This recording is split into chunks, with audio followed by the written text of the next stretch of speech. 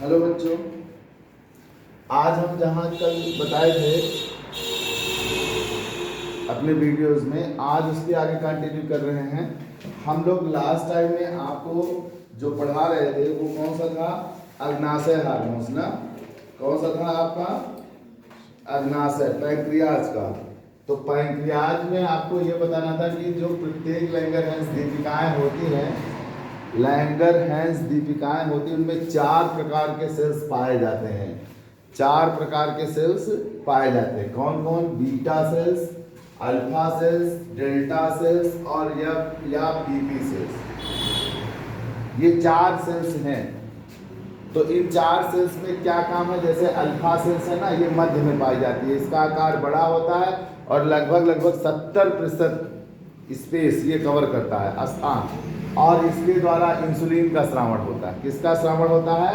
ये विशेष बात याद रखिएगा, इंसुलिन का स्रावण होता है। जबकि अल्फा सेल्स जो होते हैं वो 20% भाग बनाते हैं और इनके द्वारा किसका स्रावण होता है? ग्लूकेगान का स्रावण होता है। ठीक। तीसरा है आपका डेल्टा या गामा सेल्स। डेल्टा या गामा सेल्स, ये सबसे आकार में छोटा होता है, ये 5% बनाता है। ये कितने परसेंट बनाता है? 5% बनाता है और इनके द्वारा सोमैटोस्टैटिन का स्रावण होता है। किसका स्रावण होता है? सोमैटोस्टैटिन। ठीक। अब लास्ट में आता है यब या पीपी सेल्स, जिसका सबसे कम भाग होता है।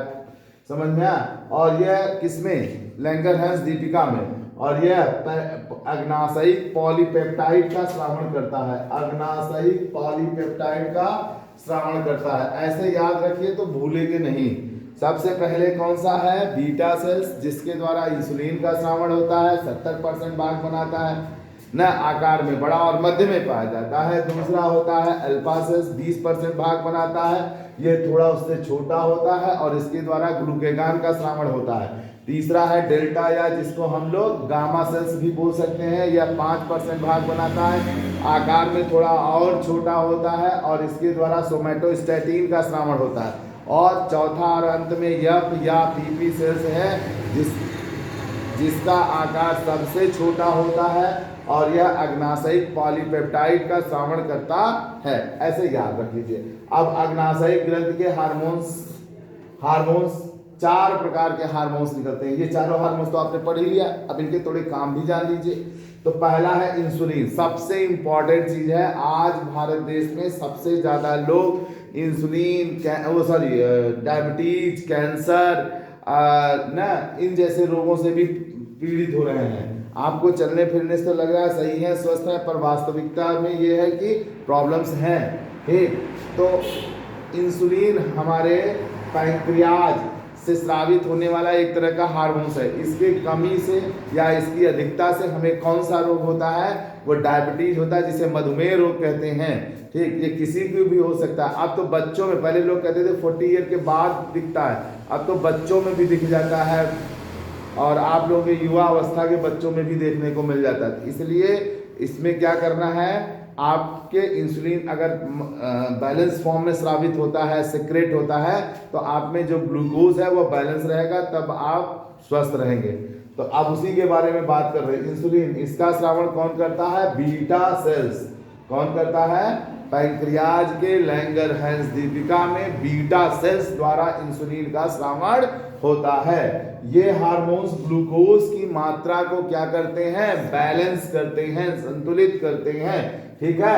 यदि इनका अल्प श्रावण हो जाए, किसका अल्प श्रावण हो जाए? इंसुलिन का। इंसुलिन आपकी बॉडी में कम बनने लगे, तो अगर इनकी मात्रा कम बनने लगेगी तो ग्लूकोज बढ़ जाएगा। इंसुलिन घटा, ग्लूकोज बढ़ा, यही याद रखने वाली बात है। तब इस रोग को हम लोग क्या नाम देते हैं? हाइपरग्लाइसीमिया। क्या नाम देते हैं? हाइपरग्लाइसीमिया कहते हैं। इसमें ग्लूकोज जो होता है रुधिर में कितना हो जाता है? 300 से 500 mg पर 100 ml। मतलब आपका 100 ml ब्लड लिया जाए तो उसमें 300 से 500 mg आपका क्या मिल जाएगा? क्या मिल जाएगा? ग्लूकोज मिल जाएगा ना, जिससे रुधिर में आने लगता है। इसी रोग को हम लोग मधुमेह या डायबिटीज मिलेटस कहते हैं। इससे इसमें होता क्या है? पहचान क्या है कि रोगी को बार बार पेशाब लगने लगता है। बार बार बाथरूम जाएगा वो, समझ में आ रहा है? ठीक, बार बार बाथरूम जाएगा, भूख उसे खूब लगने लगेगी, बार बार खाने की बात करेगा ना, और वो जो ग्लूकोज है ना वो पेशाब के रास्ते जाने लगेगा। जब ग्लूकोज पेशाब के रास्ते जाएगा तो चींटियां लगने लगती हैं पेशाब में, समझ में आया? चींटियां लगने लगेंगी, जिससे रोगी को क्या होगा, कमजोरी फील होगा। रोगी को क्या महसूस होगा, वो हमेशा थका थका सा महसूस करेगा। ठीक, और भूख प्यास तो बढ़ ही जाएगी, मैंने आपको इसका बता ही दिया ना। ठीक, अगर इंसुलिन की मात्रा बढ़ जाए, इंसुलिन की मात्रा बढ़ जाए, तो जब इंसुलिन बढ़ जाएगा तो ग्लूकोज क्या हो जाएगा, कम हो जाएगा, और ग्लूकोज कम हो जाएगा तो जिसे हम लोग कौन सा नाम देते हैं, हाइपोग्लाइसीमिया, हाइपोग्लाइसीमिया कहते हैं। इसमें क्या होता है, यकृत व पेशियों में ग्लूकोज से ग्लाइकोजन का संश्लेषण बढ़ जाता है, ग्लूकोज से ग्लाइकोजन का संश्लेषण बढ़ जाता है। ठीक, अब आता है तीसरा, नेक्स्ट आपका मतलब स्क्रीन हो गया ग्लूकेगान। इसका श्रवण कौन करता है, बी अल्फा सेल्स। कौन करता है, अल्फा सेल्स। और इसमें क्या होता है, ग्लूकोनियोजेनेसिस, ग्लाइकोजिनोलिसिस और लिपोलाइसिस क्रिया को यह प्रेरित करता है। तीसरा है सोमैटोस्टैटिन। इसका श्रवण कौन करता है, डेल्टा सेल्स। कौन करता है, डेल्टा सेल्स, जो पाचन, अवशोषण और स्वांगीकरण आता है ना, भोजन में पाचन में पढ़ाए हैं ना, पाचन, अवशोषण और स्वांगीकरण की गति को कम कर देता है। और जब उसकी गति को कम कर देता है तो आदमी को भूख ही ज्यादा नहीं लगता है, तो वो एक बार खाने लगता है। कितनी बार खाने लगता है, एक बार खाने लगता है, 2 बार, मतलब ये कम खाने की उपयोगिता को बढ़ा देता है। समझ में आ रहा है ना? ठीक, चौथा है आपका अग्नाशयिक पॉलीपेप्टाइड, पैंक्रियाजिक पॉलीपेप्टाइड। इसका श्रवण यब या पीपी सेल्स करते हैं। इसका श्रवण कौन करता है, यब या पीपी सेल्स करते हैं, जो अग्नाशयिक पाचक एंजाइम व सोमैटोट्रॉपिक हार्मोन्स के श्रवण को क्या करता है, बाधित करता है, रोकता है। ठीक है बच्चों, तो ये हमारा किसका कहानी आज खत्म हुआ, पैंक्रियाज का। किसका खत्म हुआ, पैंक्रियाज का। ठीक, और इसमें सबसे इंपॉर्टेंट आप जानते हैं एग्जाम में कई बार आया है, इंसुलिन का है, तो याद रखिएगा इसको। अब आता है जनन। जनन क्या होता है, नर होते हैं और मादा होते हैं, जानते ही है ना। ठीक, ये तो आप लोगों को क्लियर है ना कि आप लोग नर हैं कि मादा हैं, क्या है बताइए, अपने आप को पहचानिए, आप नर हैं कि मादा हैं? नर हैं, कंफर्म है? जाके चेक कर लीजिए अपना।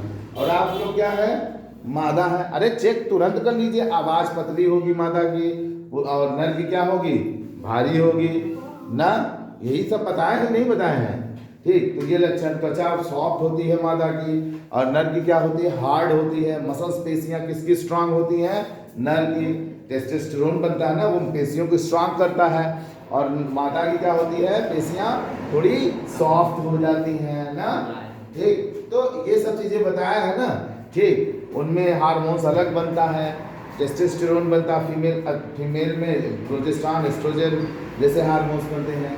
फीमेल्स में पीरियड आते हैं, मेल्स में ऐसा नहीं होता, दाढ़ी मूंछ आने लगता है, होता ही नहीं होता है। तो यही सब पहचान है यार, ऐसे ओरल से ही जान जाते हैं। तो नर में क्या पाए जाते हैं, जनन के रूप में एक जोड़ी विषण पाया जाता है। क्या पाया जाता है, विषण। विषण बोले तो टेस्टिस, सेक्रोटल सैक में, जिसको हम हिंदी में बोलते हैं अंडकोश में अंड पाए जाते हैं, जिसको हिंदी में विषण बोलते हैं शुद्ध हिंदी में, और अंग्रेजी में टेस्टिस बोलते हैं। टेस्टिस कितना होता है, जोड़े में होता है कि एक, जोड़े में होता है ना, ना 3 ना 1 ना, जोड़े में बने रहते हैं, पाया जाता है। मादा में क्या पाया जाता है, अंडाशय, ओवरी पाई जाती है। मादा में क्या पाई जाती है, ओवरी। अब ओवरी तो अंदर होती है बॉडी के, तो वो तो एक नहीं पाएंगे आप, लेकिन टेस्टिस मेल देख सकता है। अब आता है विषण की कहानी। विषण क्या होता है, विषण के लेडिंग सेल्स, जब टेस्टिस में जाएंगे ना तो उसके अंदर लेडिंग सेल्स पाए जाते हैं। लेडिंग सेल्स से नर हार्मोन्स सम्मिलित होते हैं, जो एंड्रोजेंस मतलब स्रावित होते हैं। ये नर हार्मोन्स है, मतलब कई नर हार्मोन्स को मिला करके एक नाम दिया गया, क्या, एंड्रोजेंस। उसी नर हार्मोन्स में क्या, टेस्टोस्टेरोन। मेन हार्मोन्स यही है, जो नर के लैंगिक लक्षणों को विकसित करता है। नर के लैंगिक लक्षणों के जैसे शुक्रवाहिनी, शुक्राशय ना, इन सब को क्या करता है, मजबूत बनाता है ना। और क्या करता है, नर आवाज को भारी करता है, पेशियों को मजबूत करता है ना। 13-14 साल के जब बच्चे होने लगते हैं तब इसे जब शुरू होता है श्रावण, तो देखिए अपने आप को ऐसे सीना टाइट करके चलते हैं, ये चौड़े चौड़े कंधा बना लेते हैं। अब ऐसे लगता है ना, वो हमेशा ताव में बात करेंगे। 25 साल 40 साल का जो आदमी होगा उसको भी ताव दे देंगे, गिरा कर पटक देंगे, सरवा ऐसे कैसे बोल दिए, मारे दुई पड़ा का निकुरा खून बहा और पिछवाड़े से तुल्ली फेंक दे। लेकिन दिक्कत ये है कि बोले हैं जरूर, तो वो नहीं बोल रहे हैं, उसको कौन बुलवा रहा है, टेस्टेस्टेरोन, बस यही जान लो। ठीक, तो ये हो गया नर का। ठीक, अब आता है मादा का। तो मादा का भी यही बता दे, इसी वीडियो बता दे, अगले वीडियो में बताएं। चलिए मादा को हम अगले वीडियो में बताते हैं, साथ में हम पादप समन्वयन के हार्मोन्स को भी स्टार्ट करते हैं। धन्यवाद बच्चों, आज के वीडियो में इतना ही। और आप लोग अगर देखते हैं, जो व्यूअर्स आते हैं, कम से कम लाइक तो कर दो यार, थोड़ा मेरा दिल तो रख लो।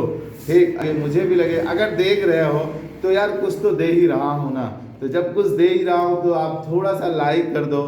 ठीक, और कमेंट में अगर अच्छा लगे तो अच्छा बोल दो, नहीं लगता तो कोई बात नहीं है, ना बोलो चलेगा, लेकिन कम से कम यार लाइक वाइक कर दिया करो। अच्छा लगता है अपने सुकून की, इतना मेहनत किया और बच्चों ने हाँ ना कर दिया। धन्यवाद।